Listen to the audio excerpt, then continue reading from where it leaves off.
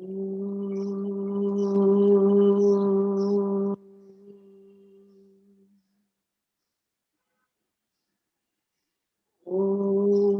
Sahana Bhavatu Sahanau Bhunaktu Saha Viryam Karavavahai Tejasvinavadhitamastu ma Vidvishavahai.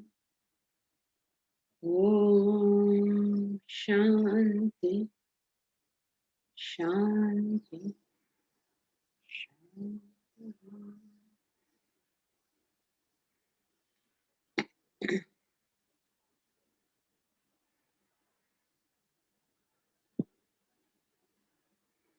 So today we have the second round of questions.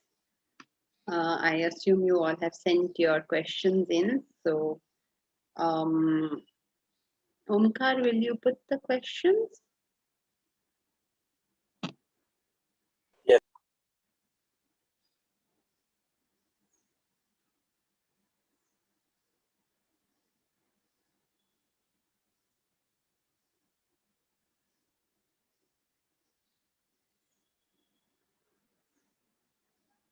Surinder.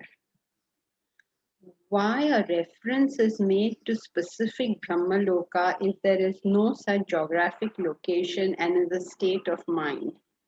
Are there other lokas like Shivaloka, Brahmaloka, etc.? Please clarify. Surendra, the method of teaching that was adopted in ancient times, in fact, the language of the educated was poetry. That's how it was done in the past. And it is a beautiful, literally a very beautiful way of teaching. They told us all these wonderful things in terms of parables, in terms of stories, in terms of representation. And because we are an extremely ancient culture, going back, I don't know how many thousand years, it's all very debatable, but we're an extremely ancient culture. And so over a period of time, many great masters came and told us many wonderful things in many beautiful ways. I mean, when you start reading the text, it's an actual distraction because it's so beautiful what they are saying and so wonderfully expressed. Now, when they did it in that way, they told us many things from which we were to understand things. Now, why is it called Brahmaloka? Because a particular master chose to speak of it in that manner. And yes, there are other lokas, many other lokas described in fairly graphic detail, I would say, all trying to convey a certain idea. Yes, there is the Loka of Vishnu, there is the heaven of Shiva, there's all sorts of things going on, and they're all meant to convey philosophical notions because philosophy appeals, as we did yesterday also, to a very small section of people. That's why how many of us are here? I mean, in these classes put together, we have the fabulous figure of like 450 people studying Vedanta as currently advised. But this is a large figure, really a large figure. In fact, before online, it wasn't anywhere close to these figures. So this is a large number of people who are interested in understanding, intellectual comprehension. Now, intellectual comprehension works for people who have an intellect. Otherwise, how are they going to comprehend anything intellectually? For the vast majority, the way of expressing something is not through intellectual comprehension, not through inferences, not through logic, but through illustration, through metaphor, through things like that. So many more people would study Ramayana than would, let's say, study the Bhagavad Gita. Why is that? Because Ramayana goes directly to your mind. And it tells you, it doesn't tell you be unselfish. It doesn't tell you how a relationship should run, But it tells you this glorious story of Rama and Lakshmana, of how two brothers behave towards each other. And nobody's telling you anything, nobody's giving you any lecture or anything, just telling you this story. And somehow, as you understand the story, what is the depth of that thing just starts dawning on people. It flashes back to them, as it were, when the um, need arises. All this is part of what we're going to study in How Do You Know What You Know? Because we have a whole chapter on understanding through a method that does not involve logic. So why is this reference made to specific thing if there's no geographical location? It's just like asking if the hare and the tortoise never had a competition, then why is Aesop writing about it? Because that method is different. That method of communication is different. So he tells you the story, Aesop tells you the story of a hare and a tortoise who had a competition, and then the hare won. Now, you know, all of this is rubbish, right? But you understand the point, which is slow and steady win the race. No hare, no tortoise had any sort of competition like that. None of it happened. And yet we learn a lesson. We'll study this. We're going to study it fully and comprehensively on Thursday soon. Are you okay, Surender? So why is there reference made like that? Because this is another way of learning, a non-philosophical way, the method of uh, stories, illustrations, metaphors, all that sort of stuff. Understood, Okay, ma'am. Thanks. Yeah, understood.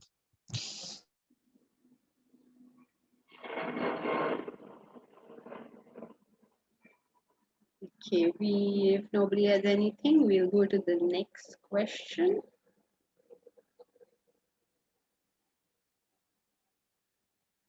Mira, please can you explain once again the relationship between Adi Daivatam, Adi Yagnya, Adi Bhutam?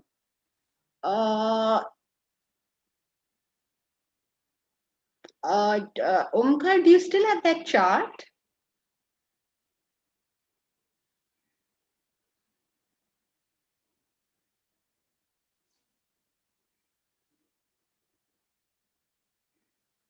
This is with reference to chapter 8. Do you still have that chart, Omkar? You know, the one where we had... Yeah, thank you very much. This one? No, the first one, this one. Okay, so Mira, you know this particular formula, right? We've studied it many times in class. Spirit plus matter is equal to the individual. So under individual, you write the word mira. So mira is a combination of spirit and matter. This little formula, if you remember for the chapter, you're very good with the chapter. Now, all the other words you just have to keep putting in. For instance, take the word prakriti. Now, where will you put the word prakriti?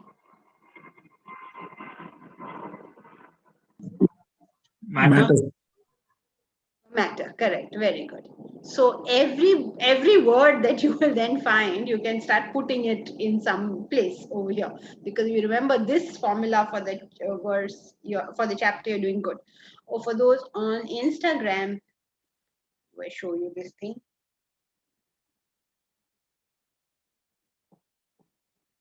I don't even know if you can see this. Can you see this?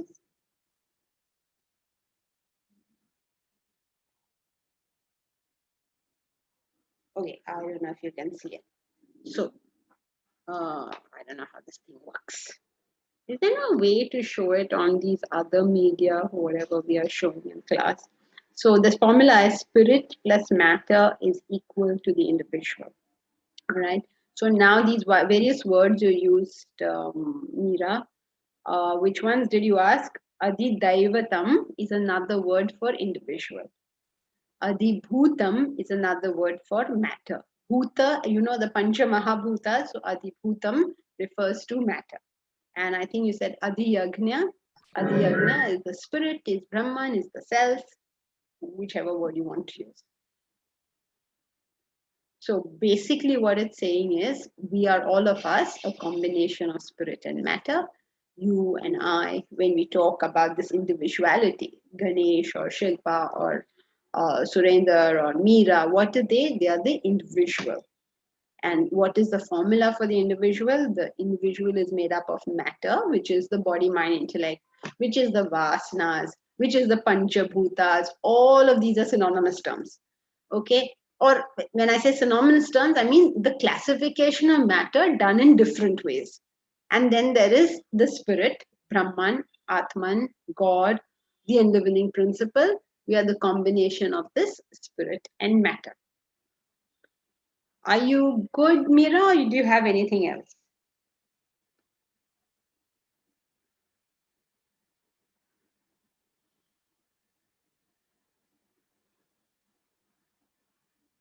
Mira, okay, finally.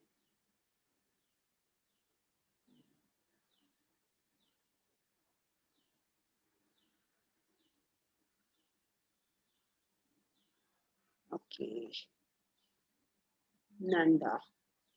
If back camera is used, you will be able to see what the camera is showing to Insta people. No, Nanda, then I can't see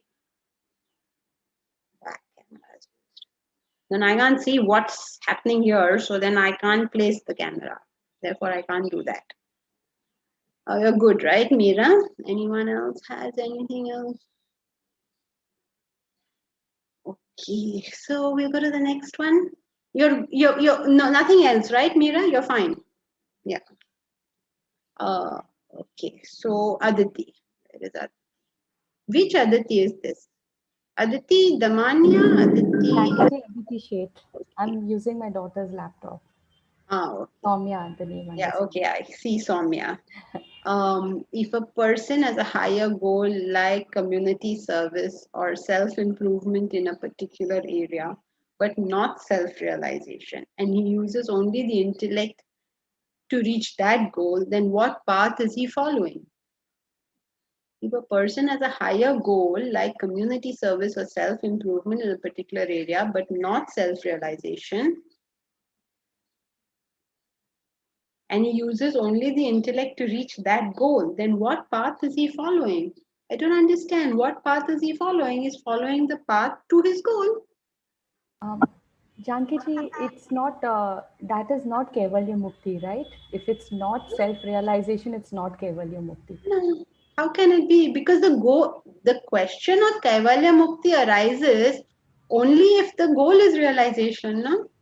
Yes, yeah. Otherwise, where is Kaivalya? I mean, Kaivalya Mukti means direct liberation. But the goal was not liberation, then how can it be Kaivalya or any other form? It cannot also not be the path of the sun. It is just the goal, It is basically. the goal. The goal itself is not Mukti, right? Yes, yes. Okay. So, what is the path he's following? He's following the path of self development or self community service or whatever else his goal is. Maybe making money, whatever his goal is. So does that, I don't know whether this is a silly question, but does it eventually follow to a path of enlightenment, or it depends? It depends. Okay. Because many people settle down, no? I mean, haven't you seen people who came to Vedanta and were so hardworking and they did so much for it and they improved so much and then they achieved whatever it is they were looking for and then that was the end of the story. Okay. I mean, how many times we've seen this, right? Now, will these people come back and pursue further? Depends. To the extent they stay happy, they will think, ab mera sab ho gaya. But when they start getting upset about something, then maybe they'll think about it again. Okay. Which Because is a really bad way of doing it because this yes, is education. This is not like when I get upset, I do these things. yes, Janki ji. So what happens in the sense that, like, I'll give you my personal example. I cannot reach the thought of enlightenment. It scares me a little bit because of the factor of being unknown. Not having a body. So what is that state? So that doesn't push me to move towards that goal, but it definitely pushes me to move towards a goal which is self improvement or being better than what you are today. So how a person like me can comprehend this enlightenment or understand and try to move towards it, because that fear is definitely not going to allow me to move towards it. Yeah, I mean, that's a very practical question that many people who start the path do not have the goal of enlightenment or self realization. But the one thing, at least, that we must understand, very, very carefully understand, is that self development is a lifelong process. It is not that, whatever problem I currently have, let's say I'm getting very angry, and then I come to Vedanta and I learn not to be angry, and then my matter is over. So that is where is the problem. So if I understand, okay, I learned how to not be angry, for instance, let us say, and then now I realize there's still faults in me. I haven't gotten rid of the faults yet. So as long as I'm able to see there's one more step ahead, I'm good. But when I'm not able to see there's one more step ahead, then I'm done. Then I'm going to wait and be happy for a long period of time, because if I've done this work, I will obviously get the fruit of it. So I'll be happy for a long period of time, and then something else will, whatever faults are still remaining, will come back to haunt me one day. Mm-hmm. So you don't need to start with self-realization, but you need definitely to know this is a lifelong journey I've undertaken. I've not undertaken a journey just for this immediate goal which I am seeing right now. Yes, yes, yes. If you keep doing that, and as you keep purifying yourself, knowing fully well there's more to be purified, enlightenment will slowly dawn on us as a goal. Yes, Janki ji, because you can never be fully pure how much ever you try. So, That's obvious, right? yeah, so that quest will always be there. No, it will not be there. Because Janki ji, You'll forget it very soon when everything starts. The biggest disadvantage of studying Vedanta is you will study it, you will be at complete peace, you will be able to achieve whatever in the world you set out to achieve, you will be amazed at all that, and you'll think, oh, okay, I'm good, I've done it. This is the most frightening thing that you will face. In fact, many people come to that stage and then give up. It's so tragic. You're saying now because it's so self-evident in class, but it doesn't. After some time, you say, हाँ है, मेरे में कुछ तो problems है, पर सब ठीक ही चल रहा है. yeah, but Janki ji, at the stage I am in, honestly, life is pretty smooth, but I still have that quest too. So to really, but every time I think, no, I haven't.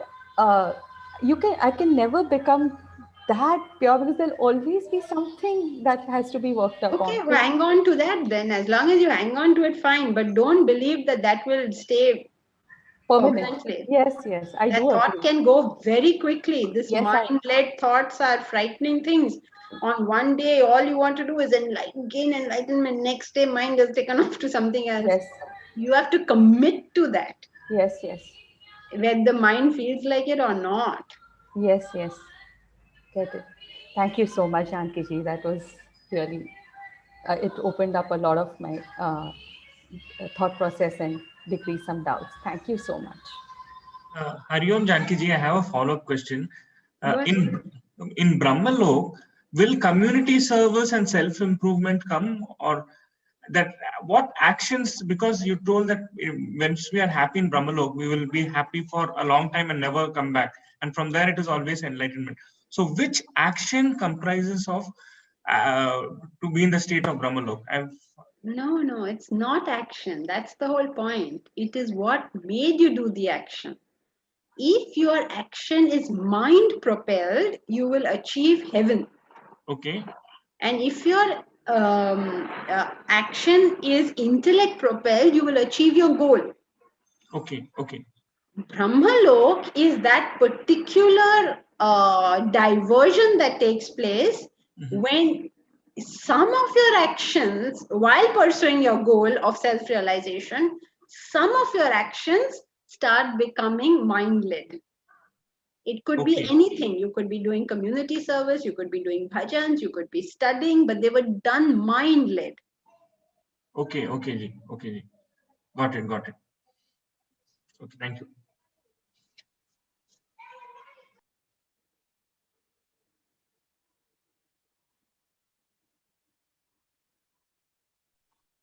Okay. Janki ji, Sahadev here. Please follow up on this question. Yes. Go ahead. Actually, when you say done through the intellect, you mean sattvic intellect. You know, when we say intellect, it always assumes the intellect works well. Sattvic intellect means what? The intellect is working well. Rajasic and that means the intellect is not working well. So, like if the doctor tells you eat spinach, it assumes you're eating good quality spinach, right? Understood. It assumes.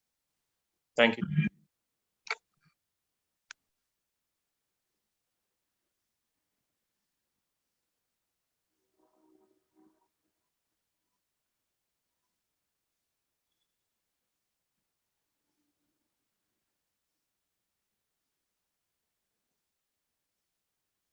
Okay.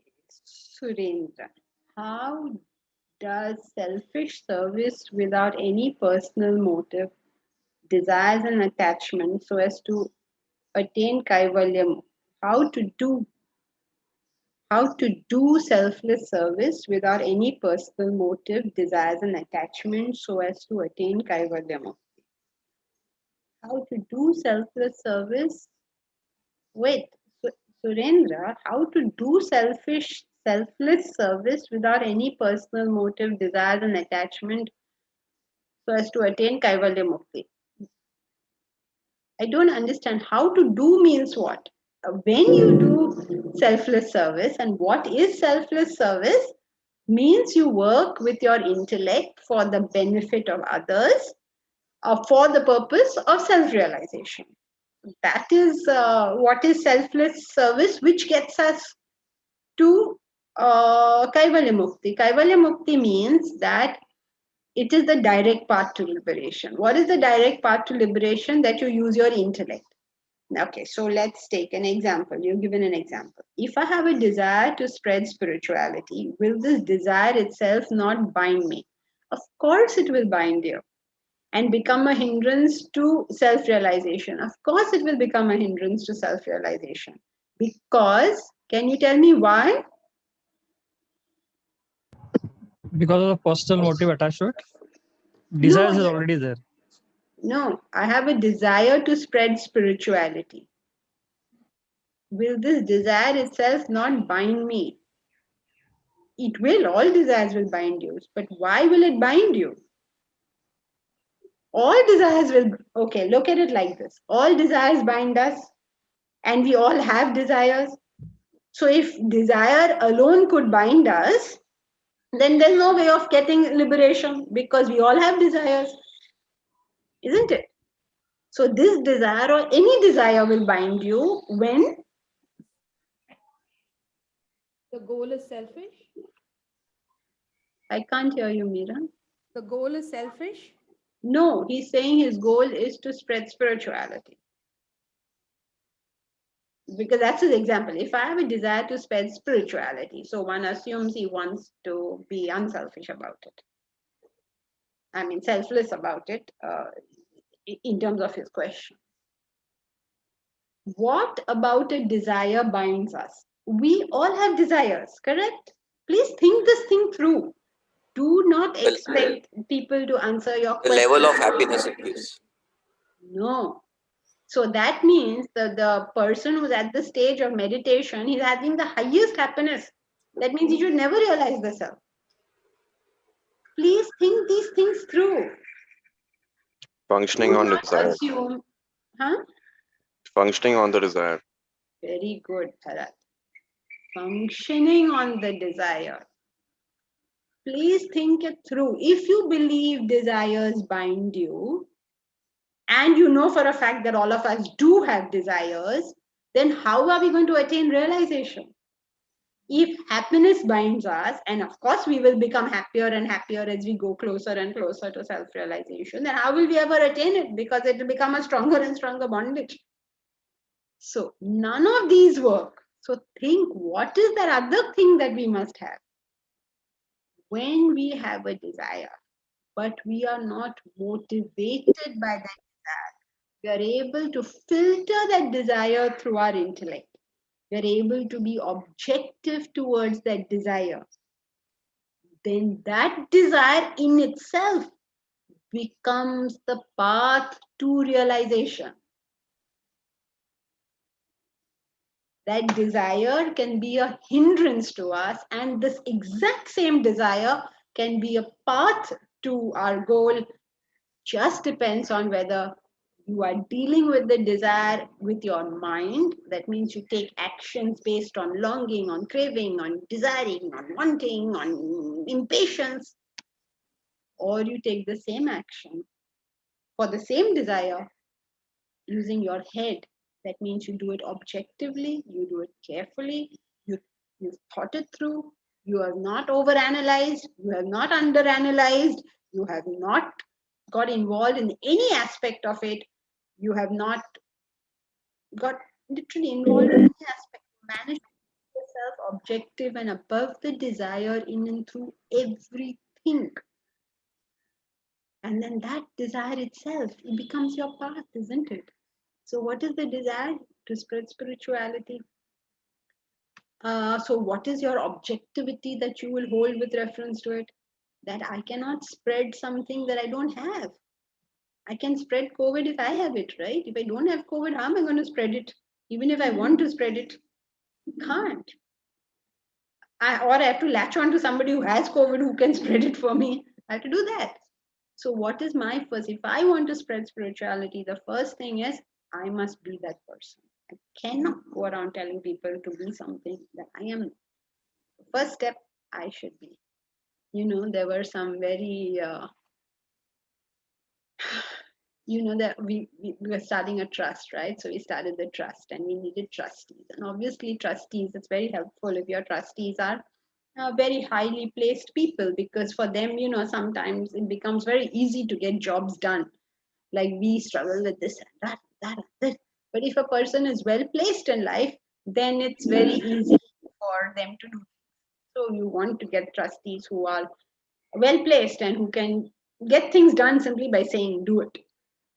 Okay. So we had a person who was extremely well placed, a big patron of ours, like is not only well placed in himself, which so many people are, but is a patron of Vedanta.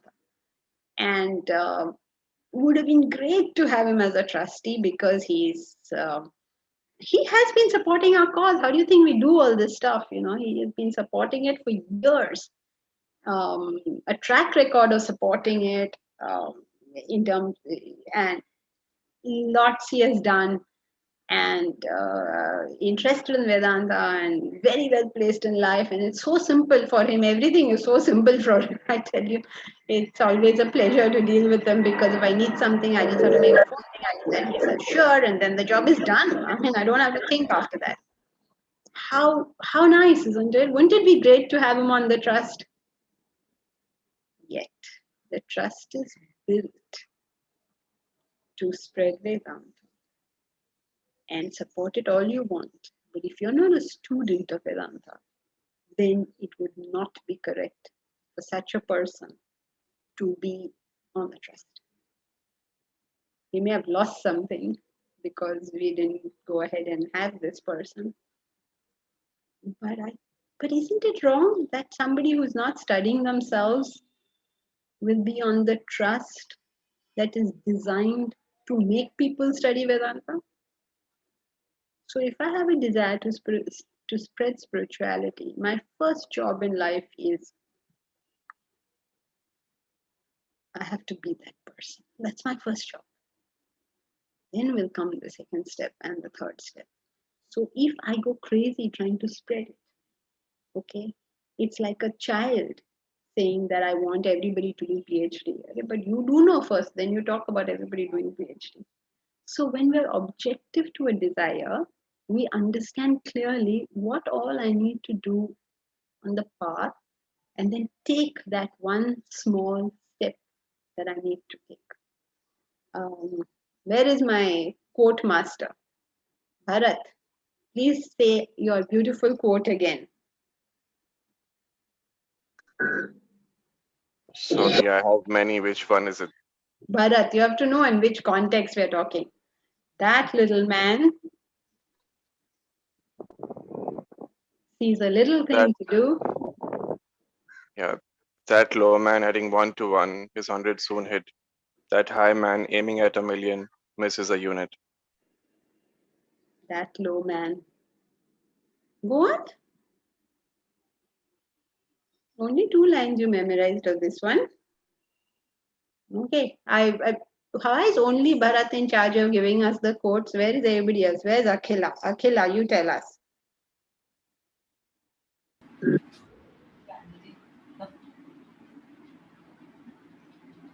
Where is Akhila? I can't see Akhila. I don't know. I'm not aware of this. Huh?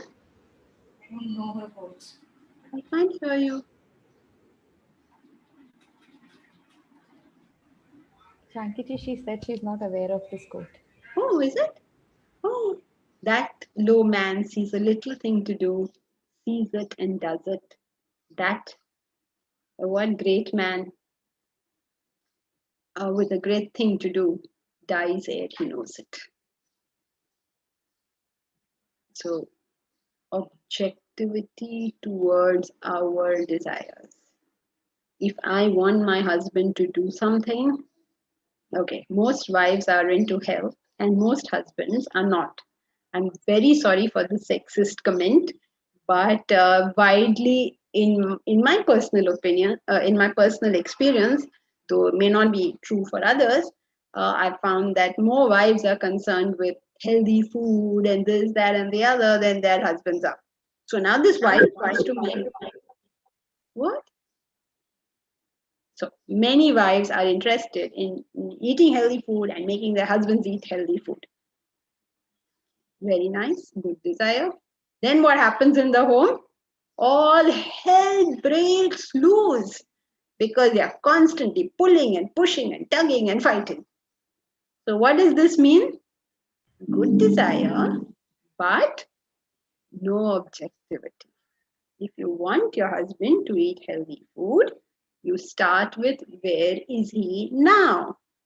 At the moment, his concept of good food is burgers and fries and I don't know what else. Shira puri, aloo puri is this concept, vada puri, I don't know, pav. This is a concept of good food. He wants, I don't know, butter chicken, I don't know, whatever his concept of good food is. Okay, what is my concept of good food? That he should eat uh, leafy green vegetables or whatever, some other extreme of the story. Now, you can't put leafy green vegetables in front of him and expect him to eat it because he won't. That is the kind of objectivity you need when you're dealing with your desire. For all those who have not seen the movie, please go and see the movie Taming of the Shrew by Shakespeare. Means not the movie is not by him, but the play is by him. You can read the play or you can see the movie. How he has the most horrendous wife and how step by step he makes her the most wonderful wife. So don't please see some horrible male-female thing in that, but understand what objectivity towards the desire is. He wants to be married. He wants to be married to this particular person. This particular person is a complete mess. And how he conducts himself and makes that marriage work. Is that clear or what? So if I have a desire to spend spirituality, this desire will itself bind me and become a hindrance when When you're not objective. When it is mind-led. But that desire is itself my path when it is intellect-led. Is that clear, Surendra? Surender. Why do it Yes. Surender? Yes, ma'am. Clear. Okay, general questions now.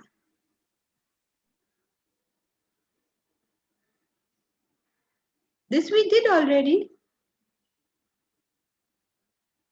Rajni. Why do the law of sacrifice is the law of life? Why do the law of sacrifice is the law? Have you missed some word here? What's your question, Rajni?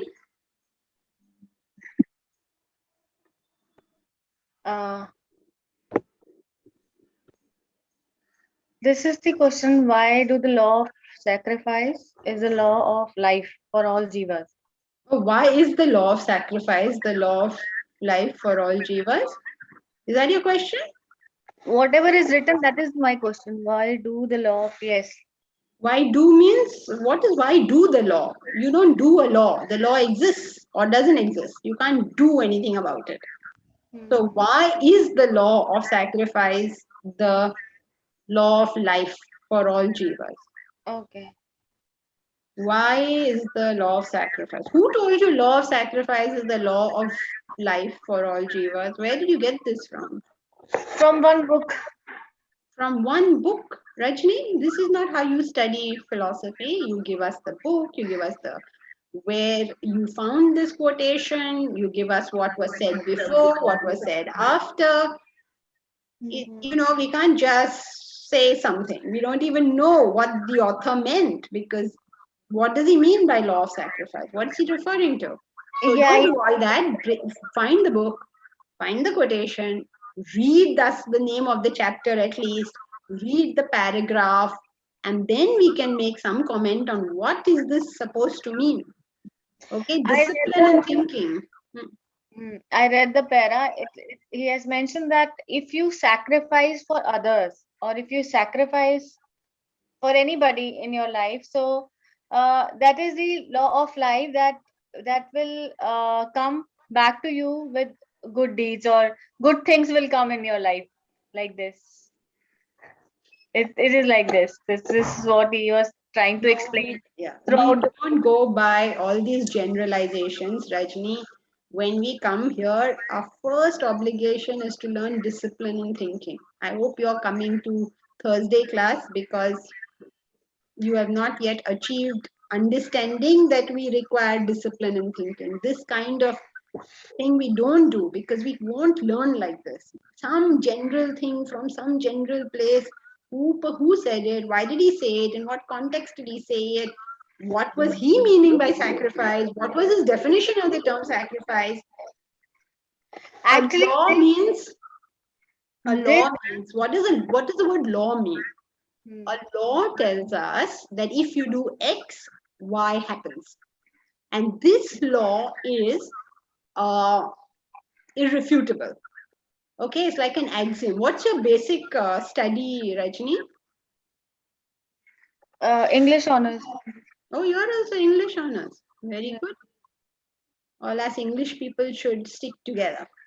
So why, how you do it is, in fact, one of the disadvantages of studying through a language and through literature is this kind of stuff. We don't learn in that field about discipline and thinking. You're allowed to think, but nobody tells you what is the discipline of it. We are going to do this in chapter 4 of How Do You Know What You Know. I'm sure you will enjoy that. All the people who have done literature as a subject are going to enjoy that particular chapter. Everybody else can just switch off because they're not going to enjoy it at all. So, what is the discipline of philosophy, at least, is that you get us the text, you get us the quotation, the exact quotation, let us read it together, and let's see if what he says is the life, is the law or not. Okay? So, I'm not refusing to answer the question, but we have to go about it the right way. And this is not true for Rajni alone, but for everybody who gives us a quotation must tell us what is the page number, what is the chapter, what is the subtopic, and then we can talk about it. Because the worst thing is what is going on nowadays. Everybody is throwing quotations out there. Na aage na piche, the same quotation can be used to mean anything. You know, people have read holy scriptures and decided that the holy scripture says go around killing everybody. Can you believe that? So therefore, we will not do that. We will go to the text. But this sacrifice is in Hindu mythology also, no?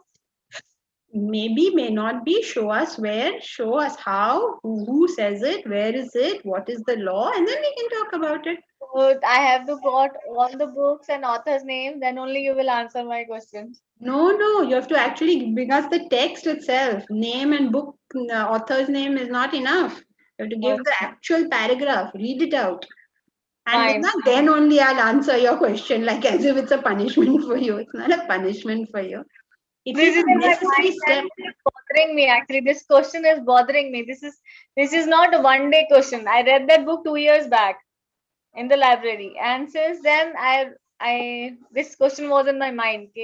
What is this like? Why this is there? Like why do? Okay, fine. So open Vedanta treatise. I don't know which book you have a Vedanta treatise. Open the chapter on strength of emotion and read the subtopic charity. Okay. And then if you still have a question, then we can talk about it, but at least you'll have a reference point. Okay. Thank you. Kinnari. Sorry for all those who agree with Rajni that I'm unnecessarily making your life difficult. But please remember, if I did everything that you people thought was the right thing, then there would be nothing further to learn from me. So if you do think I'm wrong on many occasions, that's a good thing. How do I validate myself that I'm doing the right action time and time again? Kinnari. Are you there, Kinnari? Where are you? I can't see you. Here you are. Yeah. How do I validate myself that I'm doing the right action time and time again? Kinnari, that's the wrong way to do it. You don't validate yourself. You think through the action before you do it. Not after you do it, did I do that right? But before you do an action, you think it through and then do it. Yeah, I try and do that most of the time. But sometimes some events just spring up unexpectedly where you really don't have even a second to think about it. Can I give an example which I just encountered? My daughter is in the 10th grade. And a week back, it was announced that in the school, they will have offline prelim examination. They will have to physically come to school for prelim examination. Now, my daughter, and the parents had to give a consent form for that. My daughter thought in her mind that mom is not going to agree to this because the cases are rising everywhere and 100% she is going to say a no. Whereas me and my husband had a talk that the kids need to get out of their comfort zone. We have to face it someday or the other.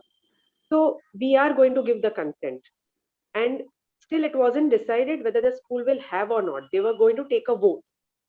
But I thought it through and I thought, should I tell my daughter that I have given the consent or should I not tell her and let it come out at the end moment wherein maybe she will not get agitated right now. At least it won't disturb her study. But again, I said, no, that's not right on my part. I don't want to hide it from her. So when I told her that, all hell broke loose. She just could not fathom the fact that I had agreed to send her to school. And she cried and she cried and she cried. And then obviously I explained to her, and in a few hours, the matter got resolved. But then I thought, did I do the right thing at that time?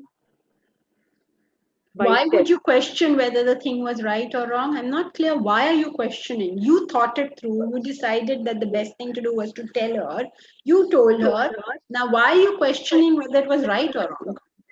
Because was it right on my part to make her go through all that when the times are such, when maybe I should not send her to school because of the situation around? So was I right on my part or not? I mean, I just keep on questioning myself at that then moment. you're just getting involved in it. You thought about it. You came to a conclusion that you felt the right thing to do was to tell her. You told her, and all's well. So what's there to question? Nothing is wrong. Because the child cries doesn't mean you made a mistake. Yeah. If I were to take a stance like that every time people didn't agree with me, I'll change my answer in class. No, I want the answer continues to be that you like it or you don't like it. Take it or lump it. That's the answer.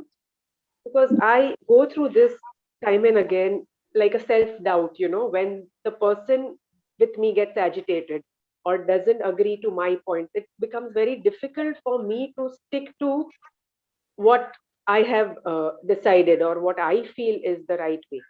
Okay. I mean, then that is the point that you need to work on. That okay, just because somebody disagrees with me doesn't make me wrong. Okay. Okay, you disagree with me. Let us see that. You see, the great thing about life is it will tell you as time goes on. You'll find out whether you were right or wrong. It's life unfolds itself. So Yeah. we must be available and open to being wrong, but we cannot second guess ourselves all the time. Can't do it. Okay, you may cry because of something I said, but I may still be correct. Just because after giving an injection, the child starts crying doesn't mean the doctor was wrong in giving the injection. So you need not second guess yourself unless remember this always. Have I considered all the information available or has more information come to light? If more information has come to light, then only do I review. Otherwise, don't keep on reviewing things. What's the new information? What's the new thing that happened? Okay, I know she cried, and then of course I spoke to her nicely and was all sorted. Matters over. What new information is there? So no review until no new information, no review. Or no information means the new information can also be my analysis was wrong in the first place. That's also new information. Yeah. Unless there is new information, no review. Okay. Okay. Thank you.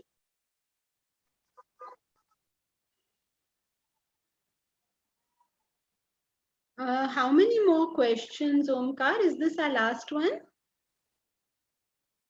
Okay, 2 more. All right.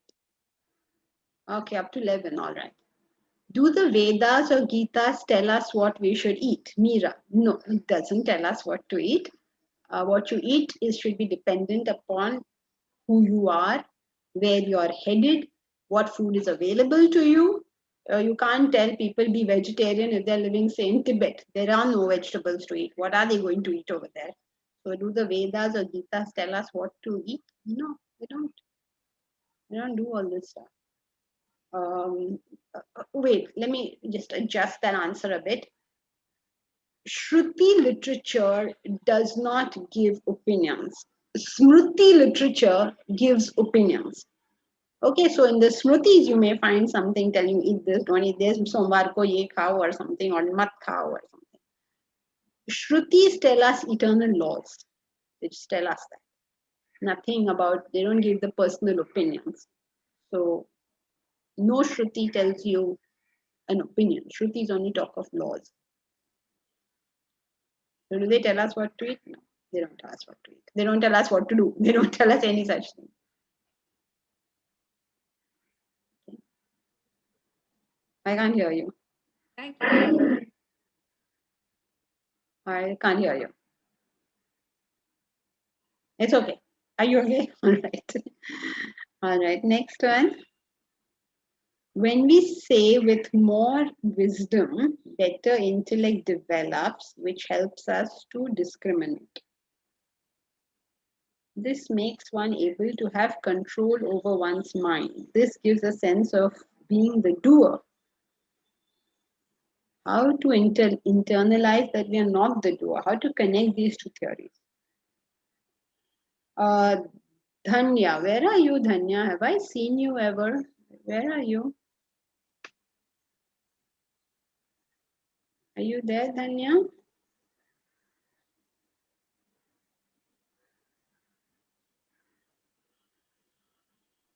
Dhanya, are you there? Jankiji can't seem to see that person in the chat. You can't see the person? Okay, so then why take a question when there's no question? Ashia. How can we make our morning study more systematic? When you say systematic, Asha, do you mean more regular or the study itself? The study itself. Okay. How do you make it more systematic? By choosing one text or choosing something in specific. You're not just randomly studying whatever you feel like that morning, but you're studying something in particular and you're studying that consistently. Like you may, for instance, many people may have this doubt that many of you are attending more than one class. That means you're in association with more than one text. So how are you supposed to do a systematic study? One day you study Gita, next morning you study that, the next day you did Vedanta treatise, so the morning after that you study that. So it all seems random. So therefore, you make up your mind which text are you studying. For those who are studying Vedanta treatise, I recommend that you all take Vedanta treatise. If you're attending the class, then you make Vedanta treatise the text you are studying. The Bhagavad Gita lectures that you're attending, if you're attending those, then just that morning you just do what you did the last class. That's it, just so that much you know that you understood. Otherwise, your everyday study should be a particular text. And you go systematically means you read a subtopic, you make a summary of that subtopic, and then you make a précis of that subtopic. The idea of making a précis from the subtopic is that you bring it down to the fewest possible words, which means you got the idea of the topic. What's this topic trying to say? Now you may say, okay, I brought it down, but don't know whether it's the right idea. Then look at the name of the subtopic, because Swamiji always writes the name in such a way that it sort of encapsulates the topic. So that can be a sort of yardstick to see that when you read it and came up with your précis, how close is it to the name that he has given that topic.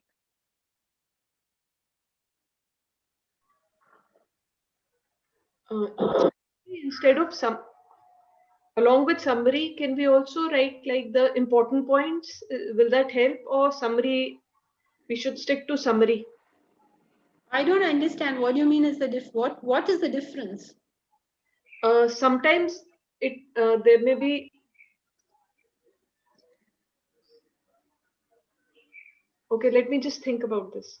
Okay, so until you think about it, you can ask in class also how to make it systematic. Pick a book and then study a subtopic, make it summary, and make it précis. Bring it as down as possible. Now you will find distraction in the topic insofar as when you're reading a topic, there'll be some sentence which is particularly good, which you would like to think about some more. Okay, please go ahead and think about that statement some more for as long as you like. But at the end of everything that you have done, make the summary of the topic.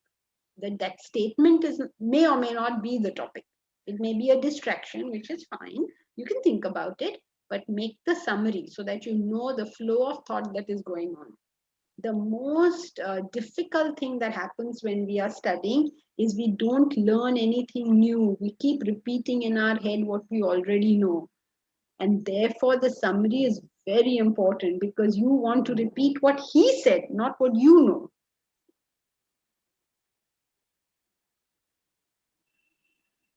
Okay, good. And then, of course, then make a précis. That means you're putting it in the fewest possible words. Jankiji, I have a question on this. Go ahead. If it's not Vedanta treatise, for example, I'm doing the Bhagavad Gita chapter 8, I'm studying it every morning. So there is no, like, you gave one of the things where Swamiji gives the caption or whatever, which itself which is not available in the Bhagavad Gita, right? So then in that case, just the précis or summary and the précis. Yeah, no, but then you're if you're doing Bhagavad Gita, then you must make a summary of the whole topic, and then you must find what is the main idea on that topic. But that is way more difficult. Chapter 8, as in the whole chapter 8, not the one verse. No, as in the topics of chapter 8. Like, what were the topics of chapter 8? They were like, Akshara there Parabrahma, four, yeah. what is God, then Brahman and world, and then ever yes, was yoga and meditation. That's how you then the reach. cycles and Yeah. all So that. the topic, you have Swamiji's, if you're studying Bhagavad Gita, then do you have Swamiji's book? And from the book, you will study it and you will make those summaries. Because he's told us the summary, right? That's sweet. Nobody else has bothered to do. That's a job in itself to make those summaries. And that he's given it to us like that, ready-made, and we don't use it, then what's wrong with us? Okay, so Presi of the verse itself, and then Presi of the subtopic, Aditi. oh, okay, Just how Swamiji has done it. okay, So when you do that, you make up, how will you get it? So you must know what each verse says, and then yes, you put the whole idea together, and then you get the Presi of the subtopic. Janki ji, that's very difficult. That's why I told you Vedanta treatise. Okay. You said I'm doing Gita, so मैं क्या बोलूं अब? Okay, then I'll have to change the book and start studying the Vedanta treatise first. Better to do Vedanta treatise because Vedanta treatise is in English. He has made it about as simple as as anybody can possibly make it, and it's all organized, and all the concepts. Most important is all the concepts are there. Once you got all your concepts clear, then the Bhagavad Gita is very good to make you reflect on those concepts. It will force you to reflect because, our Nutcut Krishna, what he will suddenly throw us a bouncer over there, you can't tell.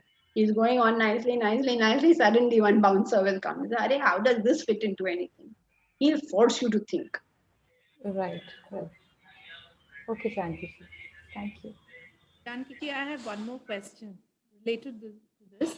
When we started the morning study, as per your suggestion, would that be done objectively or with desire, to lead a more disciplined life? I didn't understand. Morning study. Morning study, yeah. Should it be done with desire objectively or through discipline? What do you mean? The two are the same. There's no difference between these two things. You don't have a discipline where you don't have a desire. How can you have a discipline? For instance, Mira, do you have a disciplined approach towards playing cricket? Yes. Yes. Do you have? No, I don't. Why do you not have discipline towards cricket? Because I don't play cricket. Yeah. Where's the question of discipline unless there's desire? So much. So it's the same thing. Both your statements are the same. There's no difference between those two things. Objectivity towards a desire is discipline.